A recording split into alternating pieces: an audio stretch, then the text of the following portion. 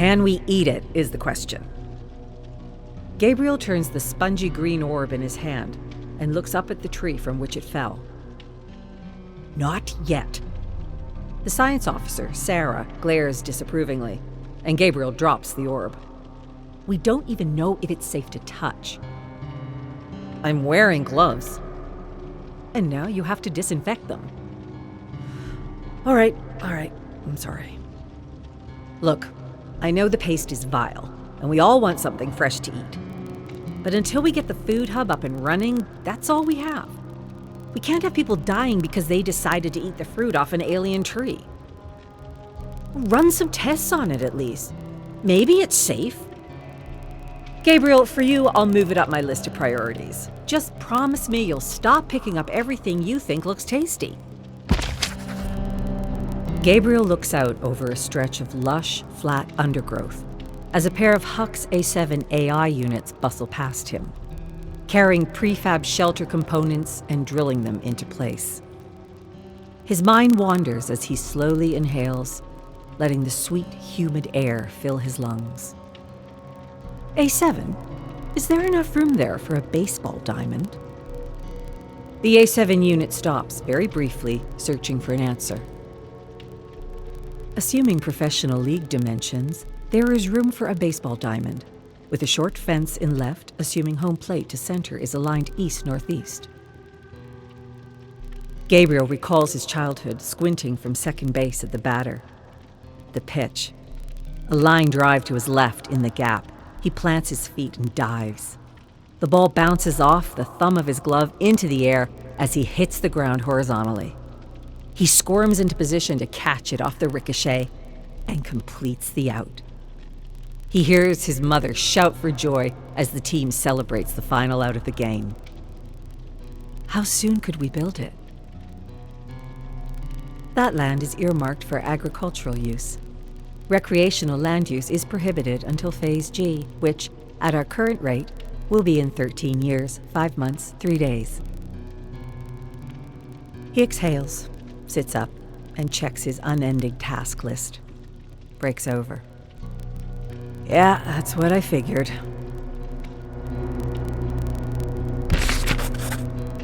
Rewind. Play back. The video plays again. Houghton catches the ball in his right hand, flips it to his left hand, and makes the play to first. Is this video flipped? The computer's voice responds immediately and flatly. This is the original video. But Houghton was right-handed. This is from his encyclopedia article. Richie Houghton, starting shortstop for the Portland Pirates, is an 8-time All-Star and the only left-handed shortstop to enter the Hall of Fame.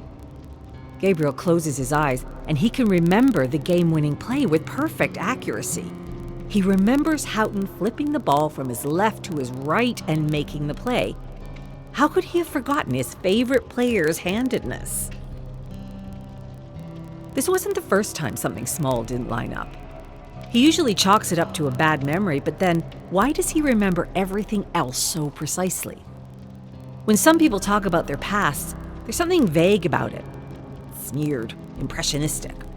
When he recalls a story, it's as precise as if it had happened 5 minutes ago. Next, you're going to tell me they didn't win in '89.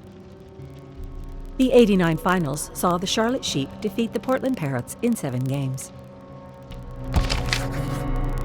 Dimitri looks at the 3D hollow readout of his terminal blankly, as if he's staring through it. There's nothing wrong with you. I don't know what to tell you.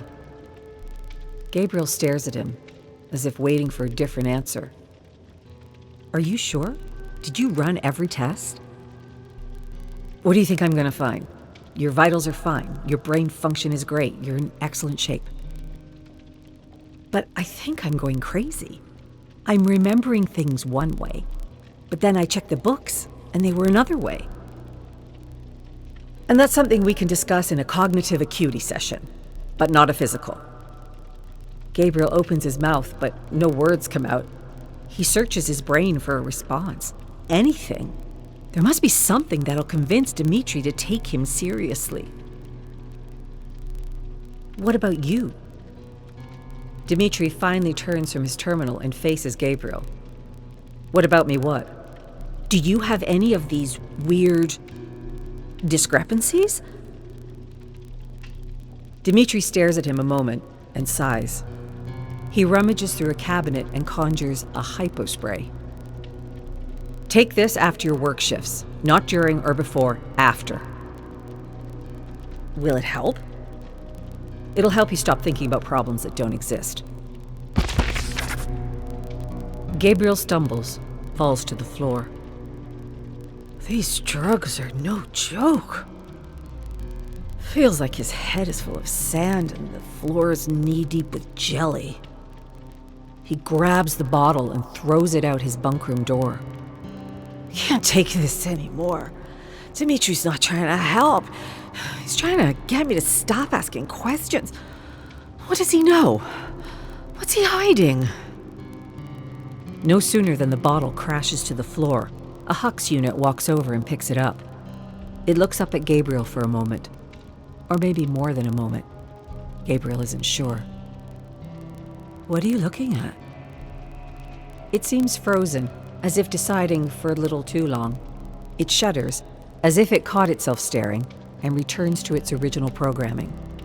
It scans the bottle and stalks down the hall to medical. Hey, wait! The Hux freezes again, turns silently to Gabriel, makes eye contact. Gabriel looks down at the floor, unsure what to say next. Who am I? You are Gabriel Soma, engineer for the Dvarka colonization mission. Can I help you with anything else? How old am I? You are biologically 35 years old. Can I help you with anything else? Biologically? Yes. Due to the effects of space travel and cryosleep, your biological and chronological ages are different. So how old am I really? The Hux pauses, as if considering his question. I cannot answer that question for you. Can I help you with anything else? No, that's all. Gabe closes his door and collapses on his bunk and sleeps dreamlessly until sunrise.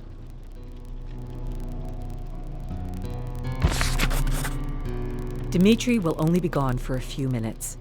He's gonna sit alone, scowling, in the mess hall, drink his paste with that frown on his face, read a few pages of his book, and lock himself back in here. Gotta make this quick. Gabriel opens the terminal and enters a few commands to enter diagnostic mode. A security hole they should have fixed, but nobody figured that the troubleshooter would be the one looking for trouble. The graphic display flicks off of the screen and a command prompt appears. He urgently whispers voice commands to move through the system directory, and when he finds Soma Bio, he copies the entire folder to his data chip. 2 minutes left. He unplugs the computer, plugs it back in. It boots to the welcome screen, like he was never here. Gabriel moves for the door, takes a left, looks back over his shoulder. Coast is clear. He heads to his bunk and plugs in the thumb drive and starts scrolling through his medical records. These injuries didn't happen to me. A long list of serious injuries are listed, some of which would be fatal. There's a bang on his door.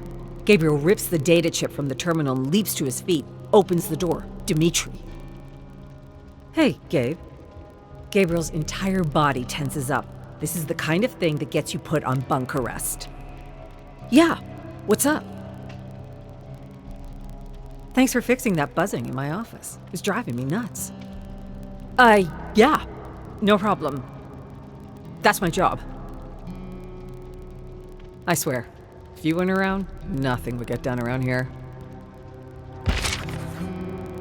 Gabriel's mother pulls the soft fur cap down tight, covering his ears. Make sure you keep it on like this, or you'll get too cold. Yes, Mama. Are you excited about the science fair today? Gabriel grins up at her. I'm gonna win. All you have to do is your best. His mother freezes for a moment, stares at him in his eyes.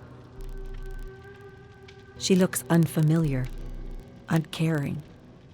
The hat feels heavy, its furry lining turning cold and metallic. He feels tears well in his eyes, and he tries to blink them back.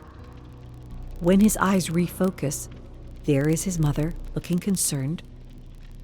"Are you okay?" "Yeah, I'm okay." "Good. You'll do great, Gabriel. I love you."